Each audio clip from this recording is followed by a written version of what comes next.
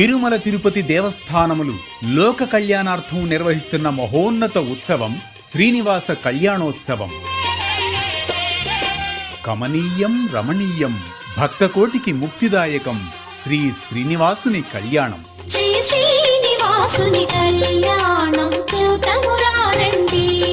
శ్రీ శ్రీనివాసుని కళ్యాణం చూతమురారండి. కాంచిన వారికి కన్నుల పండుగ కలియుగ మందున కలనే పండగ వెంకటరమణుని విభవము చూడగా.